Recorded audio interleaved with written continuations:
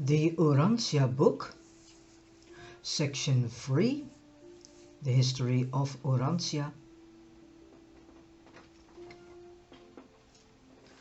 paper 78, the violet race after the days of Adam.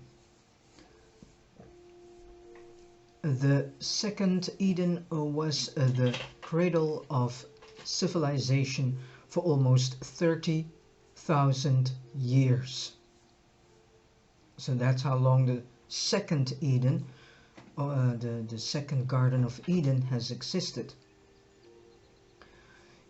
And it could be, and I said it earlier, there are some options that can explain this whole Atlantis story.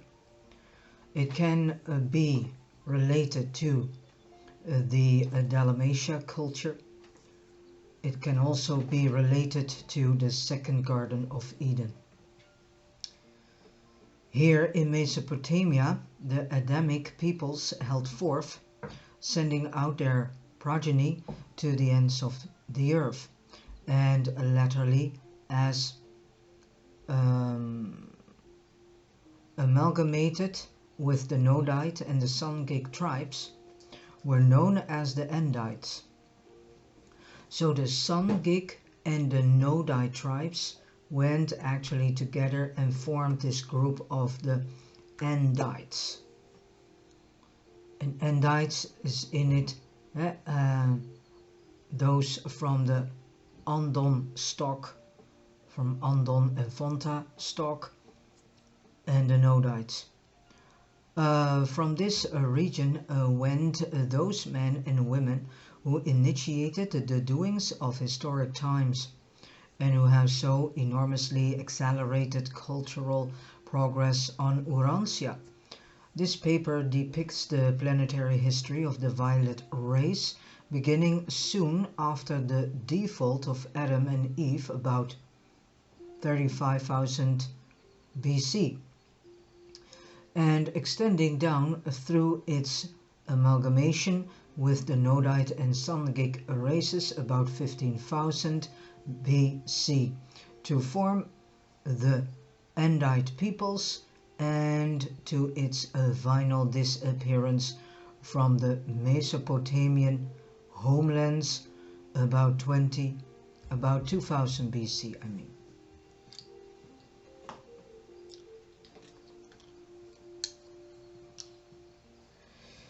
One, racial and cultural distribution.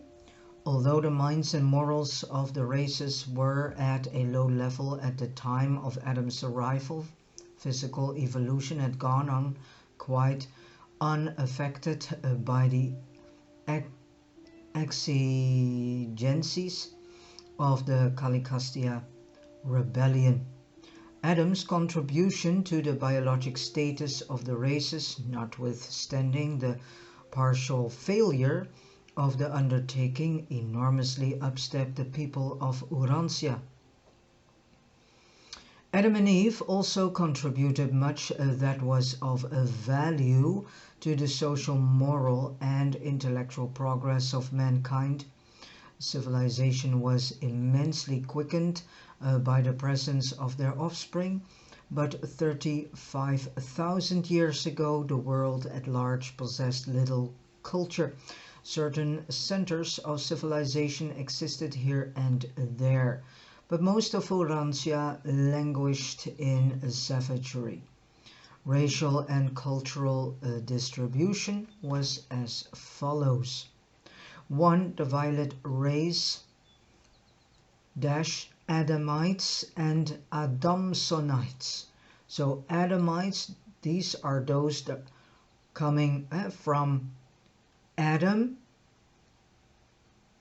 and the Adamsonites are those coming from the son of Adam.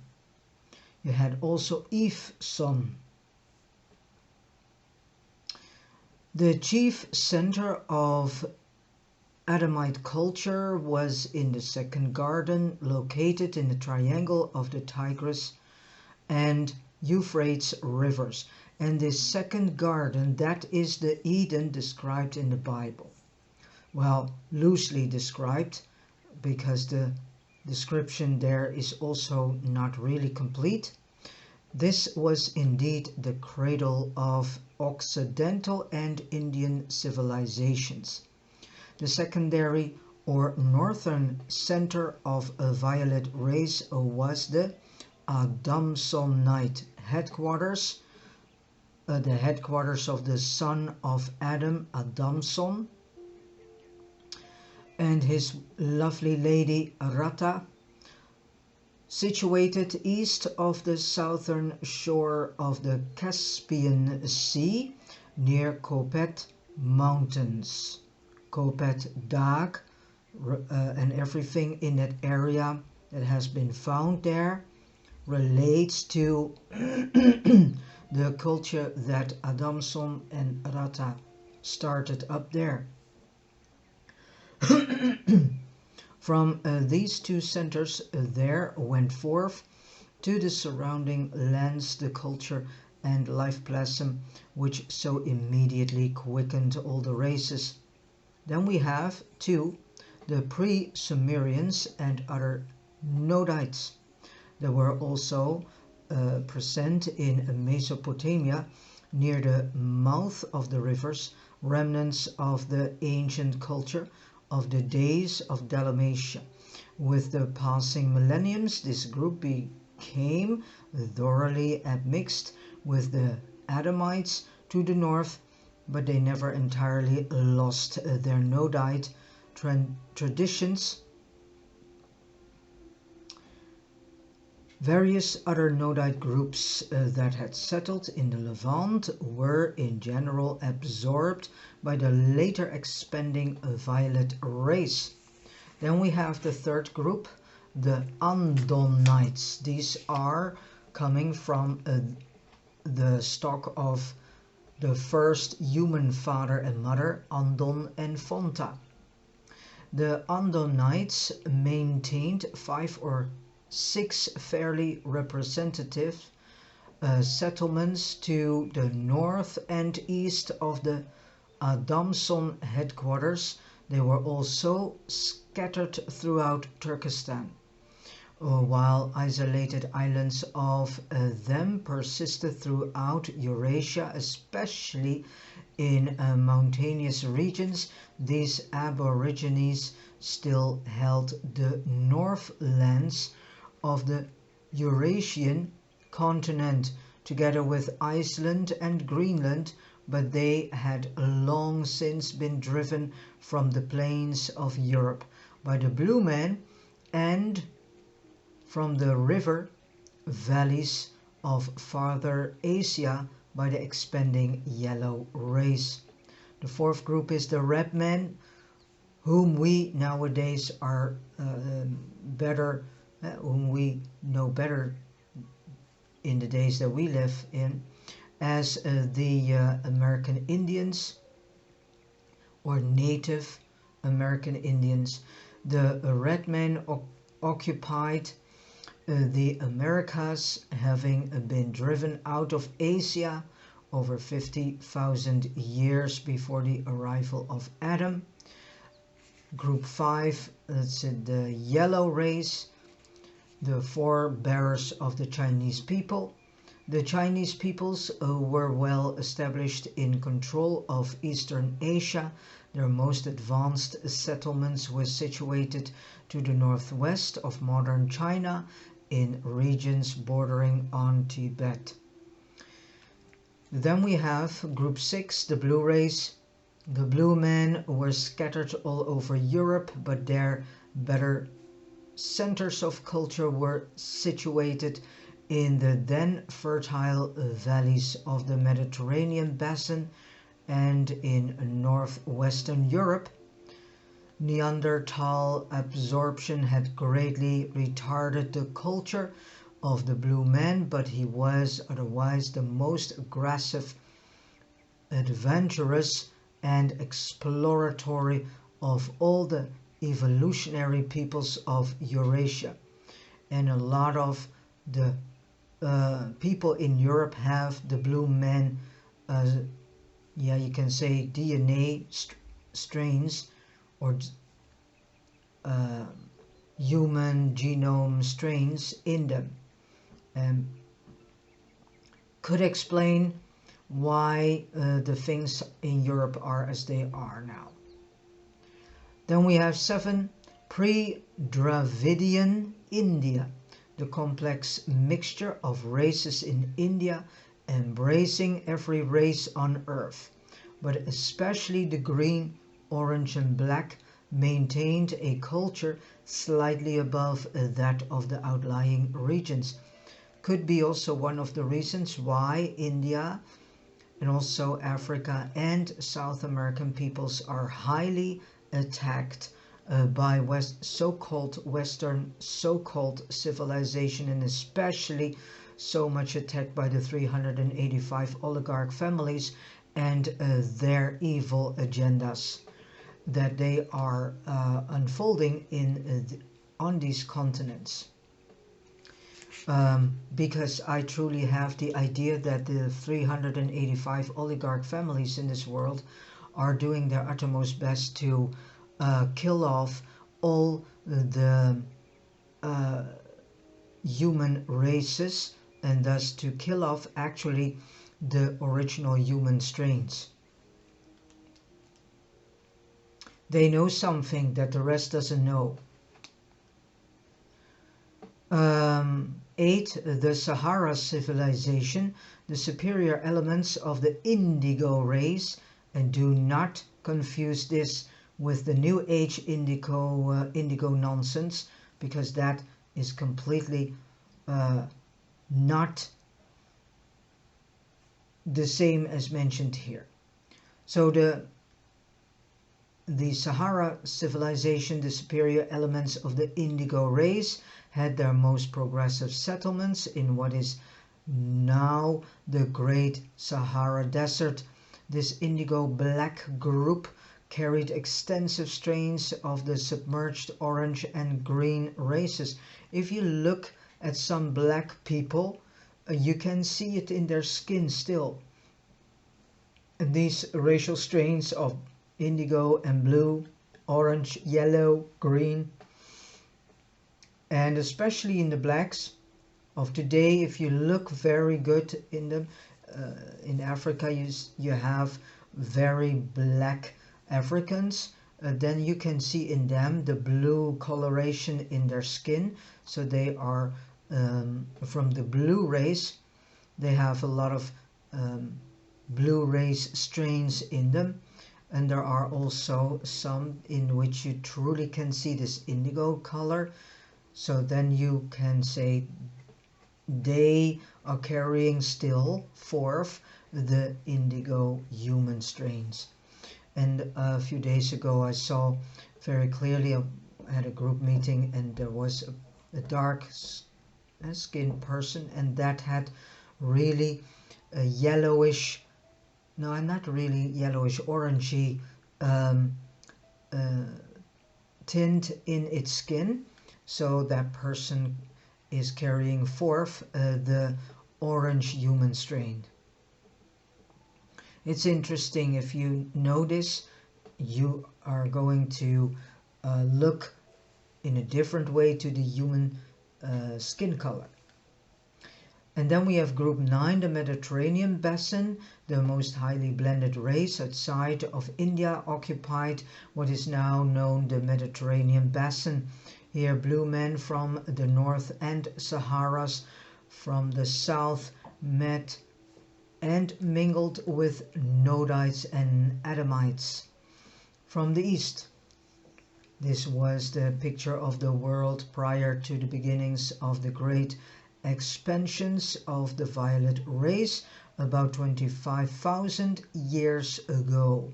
The hope of future civilization lay in the second garden between the rivers of Mesopotamia and here in southwestern Asia there existed the potential of a great civilization, the possibility of the spread to the world of the ideas and ideals which have been salvaged from the days of Dalmatia in the times of Eden, the first Garden of Eden. Adam and Eve had left behind a limited but potent progeny, and the celestial observers on Urantia waited anxiously to find out how these descendants of the erring material son and daughter would acquit themselves. The Adamites in the second garden, that's chapter 2. And I want to say this, that the whole story in the Bible about the garden is very incomplete and actually dramatically distorted. So do not take the words there for truth, because there's a little tiny bit of truth in that garden story.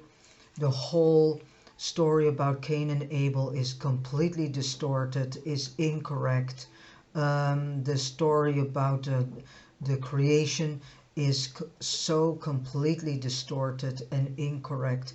If you know that the first 2 sections of the Urantia book is already 50 pages, 50 chapters about the creation of this world, this universe, and the universe of universes, then that 1.5 page, not even half, let's say half a A4 paper size in the Bible, that is really ridiculous. And it amazes me that people still are believing that childlike story about Eden, about the creation of this earth, and about Cain and Abel, and so on, and about Adam and Eve.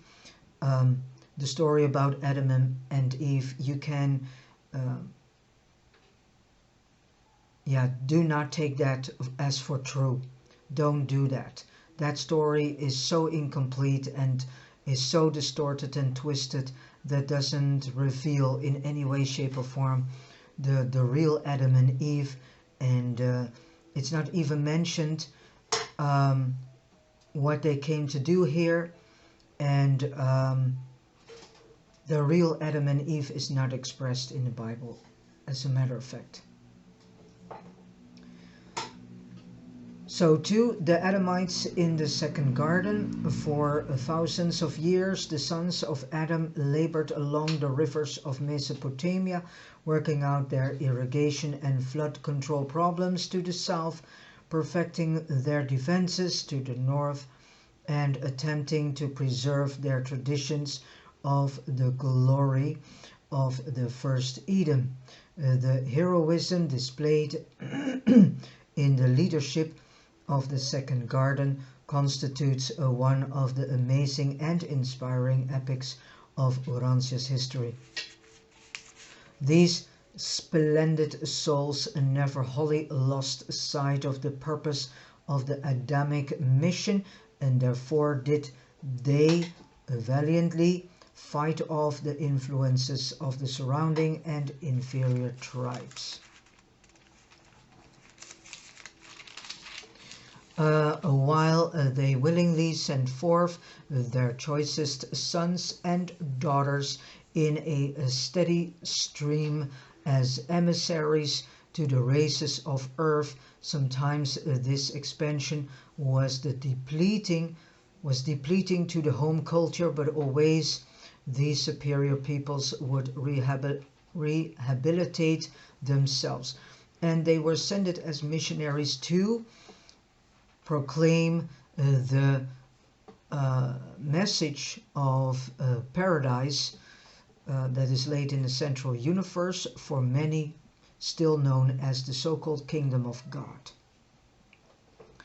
So they brought their revelation, as our former planetary prince Caligastia, he was the one that brought us the first revelation. Adam and Eve and their children brought us the second revelation, and to inform to the rest of the peoples whom God is, and so on. The civilization, society and cultural status of the Adamites were far above the general level of the evolutionary races of Urantia. Only among the old settlements of Van and Amadon and the Adamsonites was there a civilization in any way comparable, but the civilization of the second Eden was an artificial structure. It had not been evolved. The first Eden was, I think, 1,000 years before Adam and Eve came the first Garden of Eden in existence, and was therefore doomed to deteriorate until it reached a natural evolutionary level. Adam left a great intellectual and spiritual culture behind him, but it was not advanced in mechanical appliances, since every civilization is limited by available natural resources, inherent genius, and sufficient leisure to ensure inventive fruition. The civilization of the violet race was predicated on the presence of Adam and on the traditions of the first Eden. After Adam's death, and as these traditions grew dim through the passing millenniums, the cultural level of the Adamites steadily deteriorated until it reached a state of reciprocal balance, in which the status of the surrounding peoples and the naturally evolving cultural capacities of the violet race. But the Adamites were a real nation around 19,000 BC, numbering 4.5 million, and already they had poured forth millions of their progeny into the surrounding peoples. 3. Early expansions of the Adamites. The violet race retained the Edenic traditions of peacefulness for many millenniums, which explains their long delay in making territorial conquests when they suffered from population pressure. Instead of making war to secure more territory, they sent forth their excess, better said, inhabitants as teachers to the other races. The cultural effect of these earlier migrations was not enduring, but the absorption of the Adamite teachers, traders and explorers was biologically invigorating to the surrounding peoples. And if you hear some softy sounds, that's one of my kitties. She starts to come in puberty. Some of the Adamites early journeyed westward to the valley of the Nile, others penetrated eastward into Asia, but these were a minority. The mass movement of the later days was extensively northward and thence westward. It was in the main a gradual but unremitting northward push, the greater number making their way north and then circling westward around the Caspian Sea into Europe. About 25,000 years ago, many of the pure elements of the Adamites were well on their northern trek, and as they penetrated northward, they became less and less Adamic until by the times of their occupation of Turkestan, they had become thoroughly admixed with the other races, particularly the Nodites. Very few of the pure line violet peoples ever penetrated far into Europe or Asia. From about 30,000 to 10,000 BC epoch, making racial mixtures were taking place throughout southwestern Asia. The highland inhabitants of Turkestan were a virile and vigorous people. To the northwest of India, much of the culture of the days of Van persisted. Still to the north of these settlements, the best of the early Andonites had been preserved, and both of these superior races of culture and character were absorbed by the northward moving Adamites. This amalgamation led to the adoption of many new ideas. It facilitated the progress of civilization and greatly advanced all phases of art, science, and social culture. As the period of the early Adamic migrations ended, about 15,000 BC, there were already more descendants of Adam in Europe and Central Asia than anywhere else in the world. Even then, in Mesopotamia, the European blue races had been largely infiltrated. The lands now called Russia and Turkestan were occupied throughout their southern stretches by a great reservoir of the Adamites mixed with Nodites, Andonites, and red and yellow Sangiks. Southern Europe and the Mediterranean fringe were occupied by a mixed race of Andonite and Sangik peoples. Orange, green and indigo, with a sprinkling of the Adamite stock. Asia Minor and the Central Eastern European lands were held by tribes that were predominantly Andonite. A blended colored race about this time, greatly reinforced by arrivals from Mesopotamia, held forth in Egypt and prepared to take over the disappearing culture of the Euphrates Valley.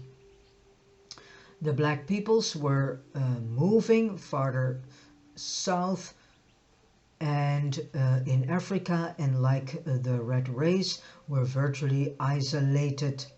The Saharan civilization had been disrupted by drought and that of the Mediterranean basin by flood. The blue races had as yet failed to develop an advanced culture. The Andonites were still scattered over the Arctic and Central Asian regions. The green and orange races had been exterminated. As such, the indigo race was moving south in Africa, there to begin its slow but long continued racial deterioration. The peoples of India lay stagnant with a civilization that was unprogressing. The yellow man was consolidating his holdings in Central Asia. The brown man had not yet begun his civilization on the nearby islands of the Pacific.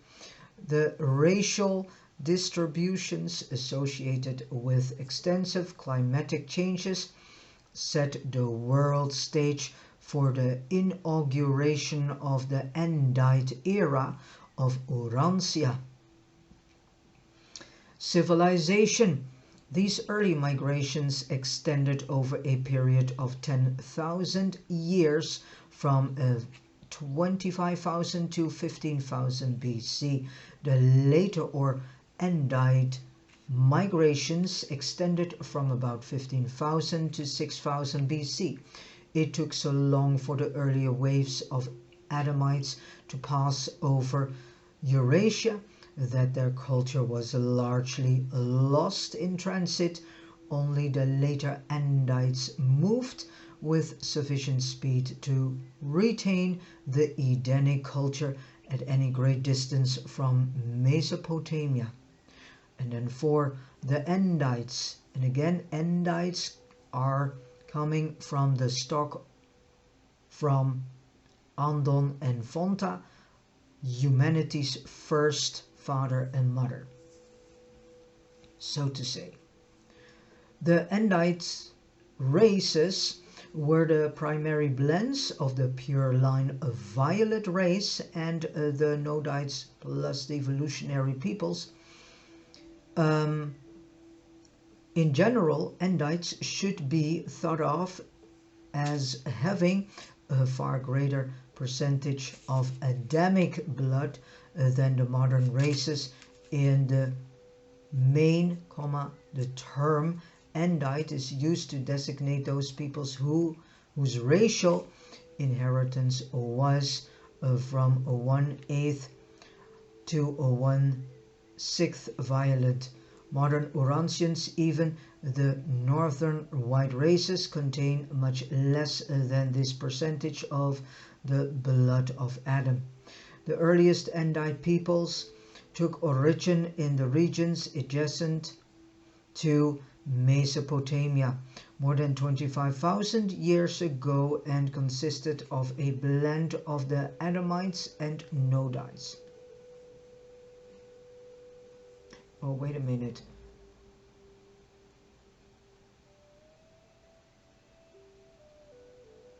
I think I'm mixing up something here. Andites can also relate to Adamites and Nodites mixed. But anyways, both had, at least the Adamites also had some of the Andite in them. The second garden was surrounded by concentric circles of diminishing violet blood, and it was on the periphery of this racial melting pot that the Andite race was born. Later on, when the migrating Adamites and Nodites entered then fertile regions of Turkestan, they soon blended with the superior inhabitants, and the resultant race mixture extended the Andite type northward. Yeah, I need to make a correction here. So Andonites are the racial strains of Andon and Fonta, humanity's first father and mother. The Andites are actually a blend people of Adamites, Nodites, and other human strains. So here the correction, my excuse. The Andites were the best all-round human stock to appear on Urantia since the days of the pure line violet peoples. They embraced most of the highest types of the surviving remnants of the Adamite and Nodite races, and later some of the best strains of the yellow, blue and green man. These early Andites were not Aryan, they were pre-Aryan. They were not white, they were pre-white. You can say sort of beige coloration. They were neither an Occidental nor an Oriental people, but it is Andite inheritance that gives to the polyglot mixture of the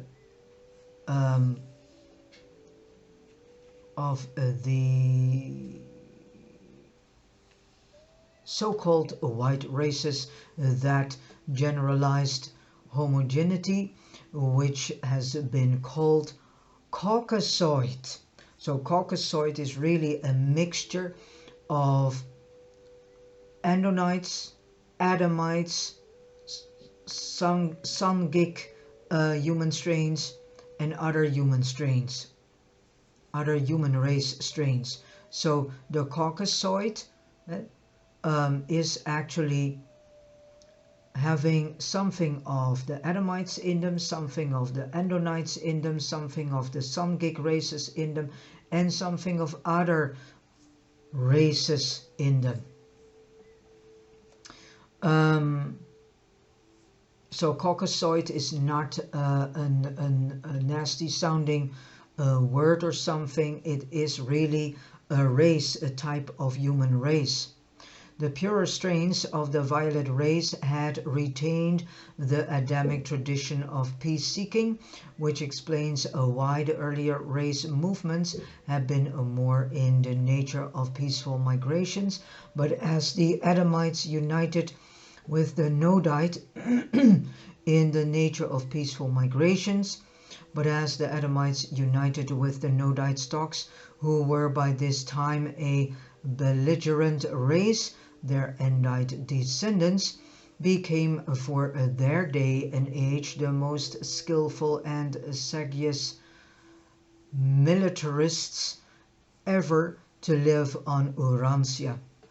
Sagacious militarists ever to live on Urantia. Thank you, Father, for corrections here. Thenceforth, the movements of the Mesopotamians grew increasingly military in character and became more akin to actual conquests. These Andites were adventurous, they had roving dispositions, an increase of either Sangik or Andite stock tended to stabilize them. But even so, their later descendants never stopped until they had circumnavigated the globe and discovered the last remote continent.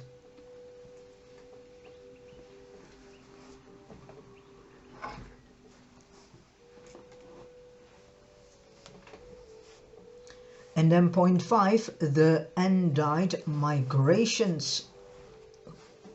For 20,000 years, the culture of the Second Garden persisted, but it experienced a steady decline until about 15,000 BC, when the regeneration of the Sethite priesthood and the leadership of Amosad inaugurated a brilliant era.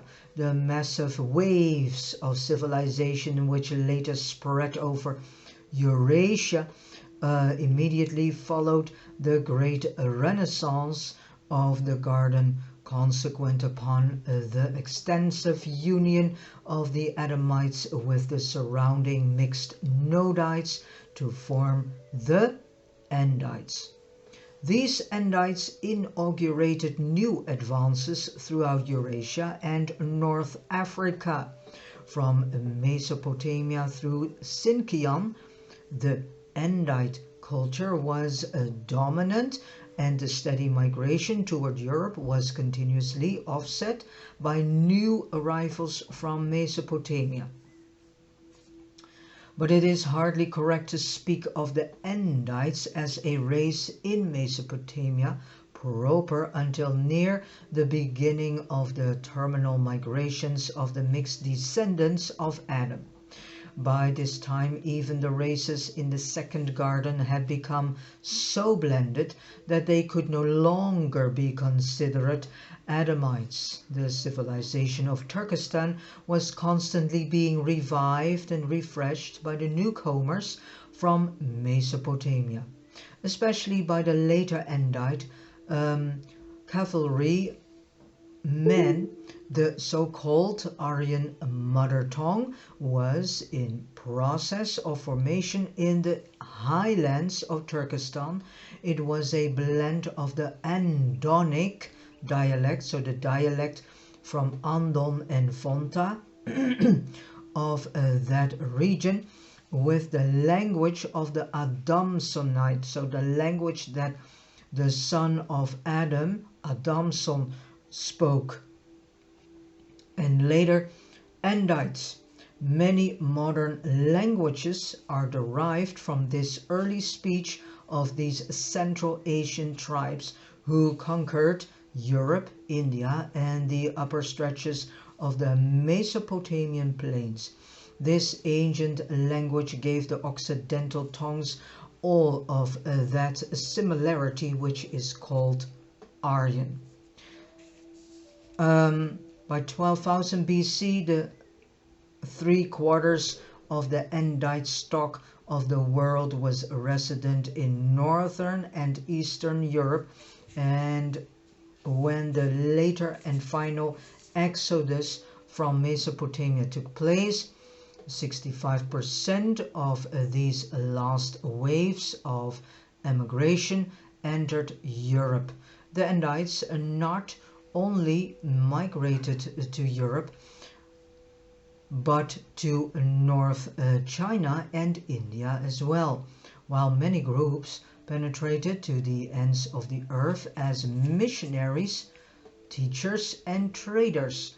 They contributed considerably to the northern groups of the Saharan Sangik peoples, but only a few teachers and traders ever penetrated farther south in Africa than the headwaters of the Nile. Later on, mixed Andites and Egyptians followed down both the east and west coasts of Africa, well below the equator, but these did not reach Madagascar.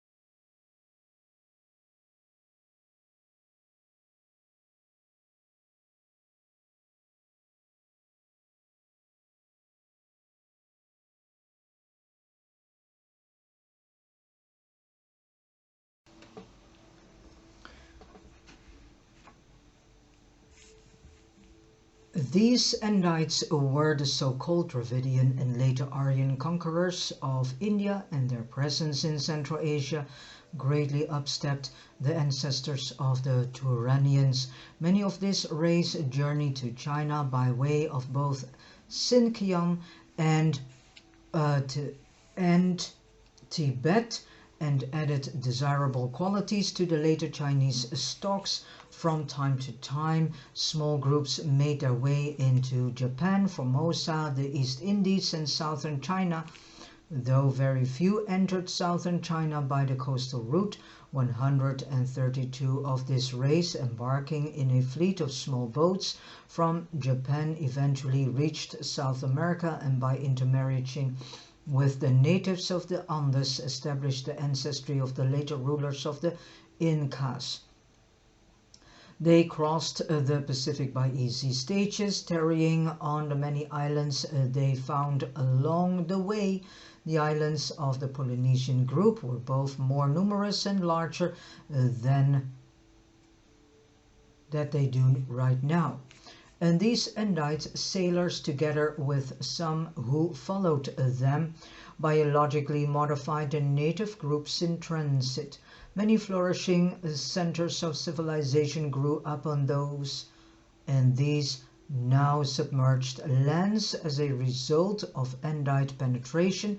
Easter Island was long a religious and administrative center of one of these lost groups.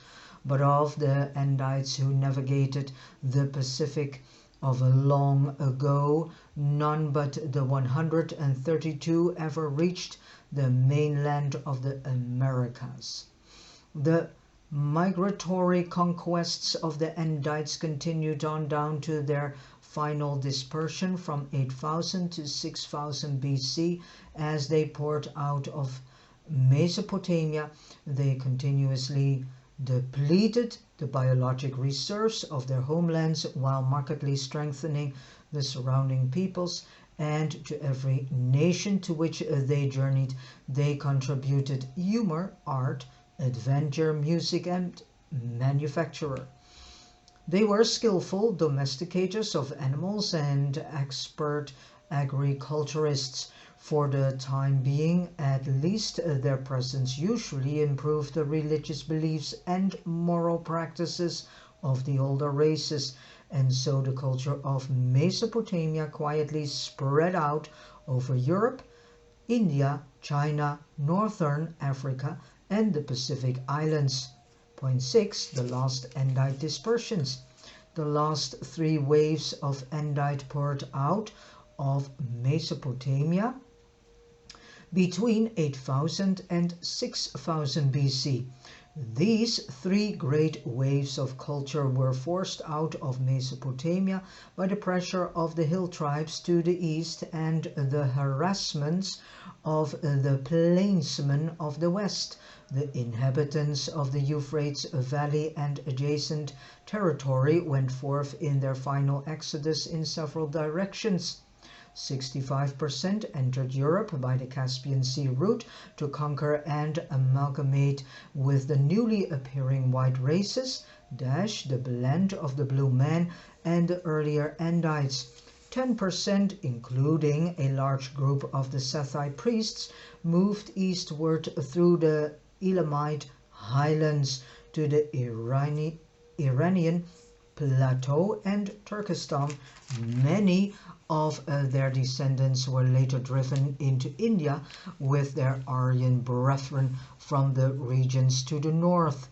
10% of the Mesopotamians turned eastward in their northern trek, entering Sinkiam, where they blended with the Andite yellow inhabitants. The majority of the able offspring of this racial union later entered China and contributed much to the immediate improvement of the northern division of the yellow race. 10% of these fleeing Andites made their way across Arabia and entered Egypt.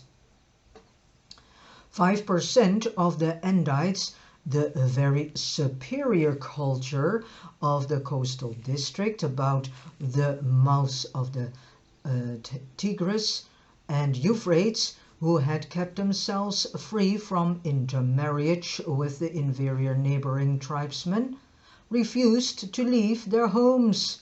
This group represented the survival of many superior Nodite and Adamite strains. The Andites had almost entirely evacuated this region by 6000 BC, though their descendants largely mixed with the surrounding Sangik races, and the Andonites of Asia Minor were there to give battle to the northern and eastern invaders at a much later date.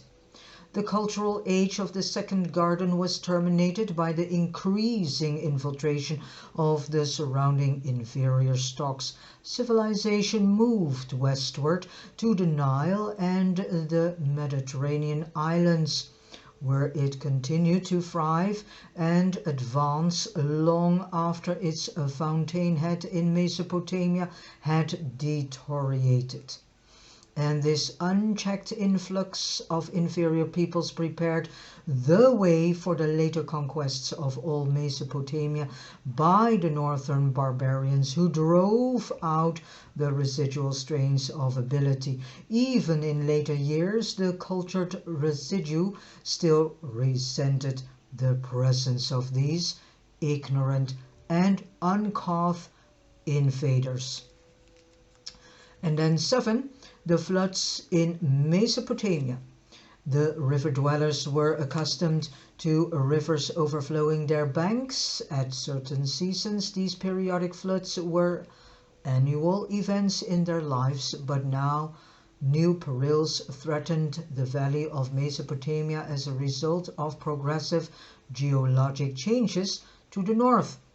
For thousands of years after the submergence of the first Eden, the mountains about the eastern coast of the Mediterranean and those to the northwest and northeast of Mesopotamia continued to rise. This elevation of the highlands was greatly accelerated about 5000 BC, and this, together with greatly increased snowfall on the northern mountains, caused unprecedented floods each spring throughout the Euphrates Valley. These spring floods grew increasingly worse, so that eventually the inhabitants of the river regions were driven to the eastern highlands. For almost 1,000 years, scores of cities were practically deserted because of these extensive deluges.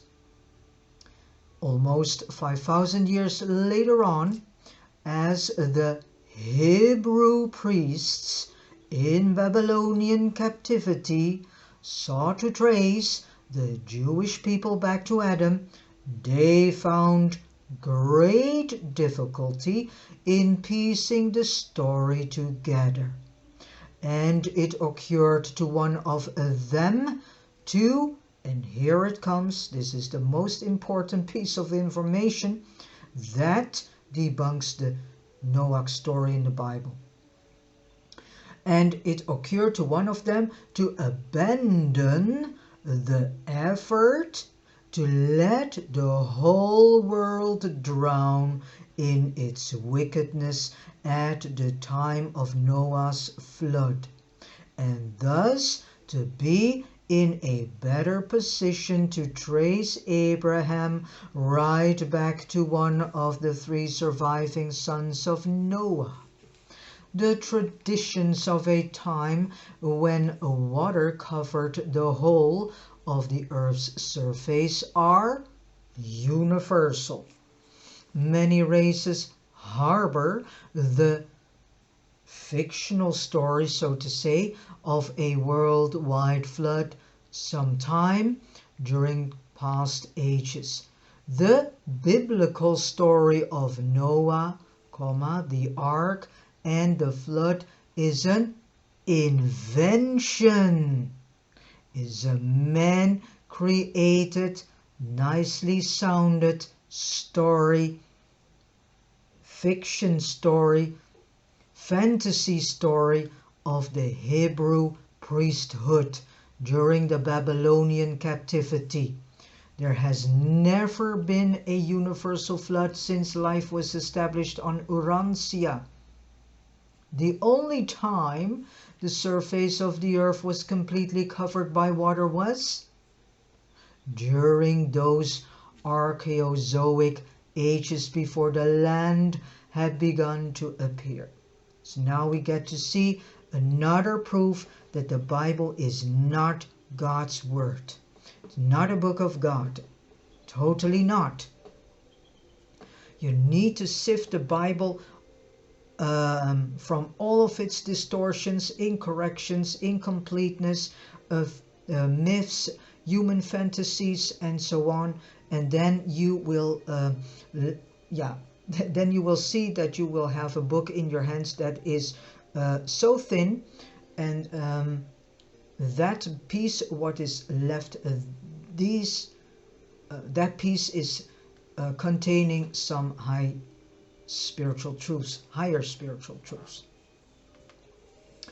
But Noah really lived. He was a winemaker of Aram, a river settlement near Erech. He kept a written record of the days of the river's rise from year to year. He brought much ridicule upon himself by going up and down the river valley, advocating that all houses be built of wood, boat fashion, and that the family animals be put on board each night as the flood season approached. He would go to the neighboring river settlements every year and warn them that in so many days the floods would come. Finally, a year came in which the annual floods were greatly augmented by unusually heavy rainfall, so that the sudden rise of the waters wiped out the entire village. Only Noah and his immediate family were saved in their houseboat. These floods completed the disruption of Andite civilization. With the ending of this period of deluge, the second garden was no more. Only in the south and among the Sumerians did any trace of the former glory remain. The remnants of this, one of the oldest civilizations, are to be found in these regions of Mesopotamia and to the northeast and northwest. But still older vestiges of the days of Dalmatia exist under the waters of the Persian Gulf, and the first Eden lies submerged under the eastern end of the Mediterranean Sea.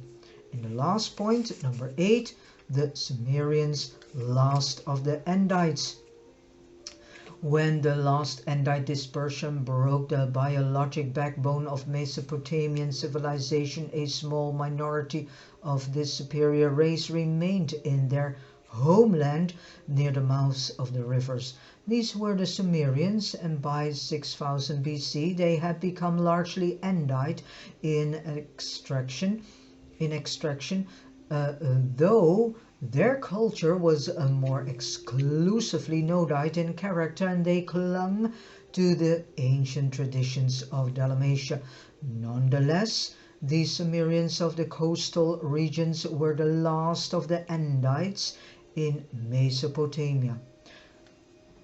But the races of Mesopotamia were already thoroughly blended by this later date, as is evidenced by the skull types found in the graves of this era. It was during the flood times that Susa so greatly prospered.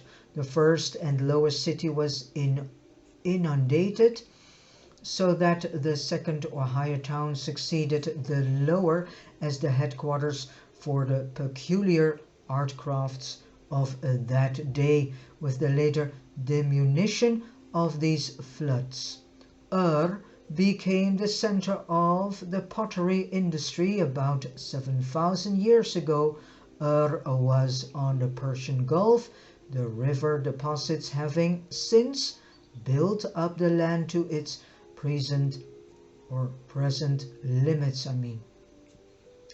These settlements suffered less from the floods because of better controlling works and the widening mouths of the rivers. The peaceful grain growers of the Euphrates and Tigris valleys had long been harassed by the raids of the barbarians of Turkestan and the Iranian plateau, but now a concerted invasion of the Euphrates Valley was brought about by the increasing drought of the highland pastures. And this invasion was all the more serious because these surrounding herdsmen and hunters possessed large numbers of tamed horses. It was the possession of horses which gave them a tremendous military advantage over their rich neighbors to the south. In a short time they overran all Mesopotamia, driving forth the last waves of culture which spread out over all of Europe, Western Asia, and Northern Africa. These conquerors of Mesopotamia carried in their ranks many of the better Andite strains of the mixed northern races of Turkestan, including some of the Adamson stock. These less advanced but more vigorous tribes from the north quickly and willingly assimilated the residue of the civilization of Mesopotamia and presently developed into those mixed peoples found in the Euphrates Valley at the beginning of historic annals. They quickly revived many phases of the passing civilization of Mesopotamia, adopting the arts of the valley tribes and much of the culture of the Sumerians. They even sought to build a third Tower of Babel and later adopted the term as their national name. When these barbarian cavalrymen from the northeast overran the whole Euphrates Valley, they did not conquer the remnants of the Andites who dwelled about the mouth of the river on the Persian Gulf. These Sumerians were able to defend themselves because of superior intelligence, better weapons, and their extensive system of military canals, which were an adjunct to their irrigation scheme of interconnecting pools. They were a united people because they had a uniform group religion. They were thus able to maintain their racial and national integrity long after their neighbors to the northwest were broken up into isolated city-states. No one of these city groups was able to overcome the united Sumerians, and the invaders from the north soon learned to trust and prize these peace-loving Sumerians as able teachers and administrators. They were greatly respected and sought after as teachers of art and industry, as directors of commerce, and as civil rulers by all peoples to the north, and from Egypt in the west to India in the east. After the breakup of the early Sumerian Confederation, the later city-states were ruled by the apostate descendants of the Sethite priests. Only when these priests made conquests of the neighboring cities did they call themselves kings. The later city kings failed to form powerful confederations before the days of Sargon because of deity jealousy. Well, jealousy is a root of pride, so because of deity pride, actually, each city believed its municipal so-called god to be superior to all other so-called gods, and therefore they refused to subordinate themselves to a common leader.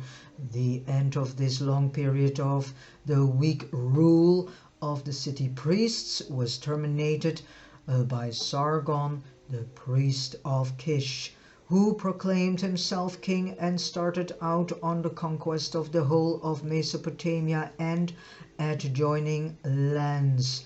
And for the time this ended the city-states. And the funny part is that the name Sargon comes back in the Lord of the Rings trilogy. Priest-ruled and priest-ridden, each city having its own municipal so-called god and its own ceremonial practices. And I think that the priests eventually became the later known Templars. After the breakup of this Kish confederation, there ensued a long period of constant warfare between these valley cities for supremacy, and the rulership variously shifted between Sumer, Akkad, Kish, Erech, and Susa. About 2500 BC, the Sumerians suffered severe reverses at the hands of the northern Suits and Guides, and this Guites. Lagash, the Sumerian capital built on flood mounds, fell. Erech held out for 30 years after the fall of Akkad. By the time of the establishment of the rule of Hammurabi, the Sumerians had become absorbed into the ranks of the northern Semites, and the Mesopotamian Andites passed from the pages of history.